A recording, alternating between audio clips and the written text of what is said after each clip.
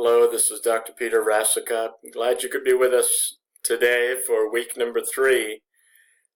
Today's question is, who are human beings? When I read that question, I wonder if we should be asking, what are human beings? We're going to see in our readings this week that people look at human beings differently. And I wonder how you look at human beings. What's the first thing that you think of when you hear the word human being? Maybe you think woman. If that's the case, you might enjoy Judith Butler's Gender Trouble. I'm afraid that the syllabus called it Gender Problem. Oops. Now, I put a picture of a woman on the side of the screen here, and I wonder what you think about it. I wonder if feminists might say, that's much too sexy a picture.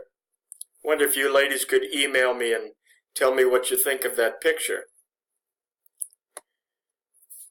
Maybe men and women are all human beings, and we shouldn't classify people as one thing.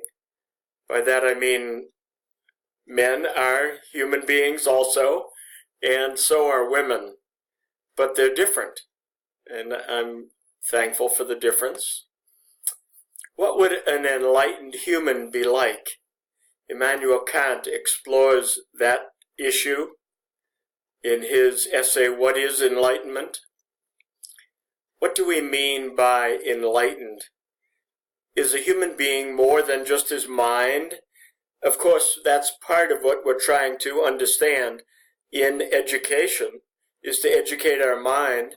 But aren't we also educating our soul and our spirit? Isn't there more to people than just what's between their ears?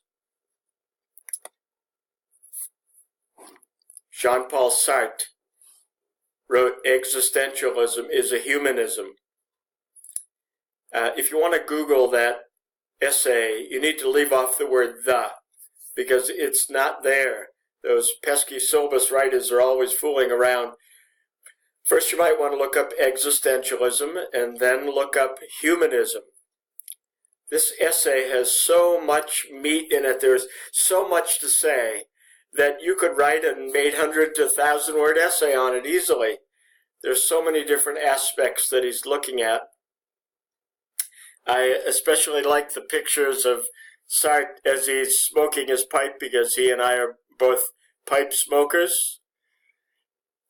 What is Sartre searching for in humans? There's no God, so there's no commands to obey. Does that mean we don't need God? We can just jettison him and go our own way, do our own thing? I think as an atheistic existentialist, Jean-Paul would say that. Figure it out yourself. Then Sartre asks in his essay about a paper knife, which I think we would call a letter opener. Would a person produce something like a letter opener before he knew what it was for? No, that's pretty unlikely. So that leads us to the question, is there a purpose for people? Or, as Sartre would say, is our purpose only discovered after we make something of ourselves? Lastly, I want to apologize for not grading your presentations this past week.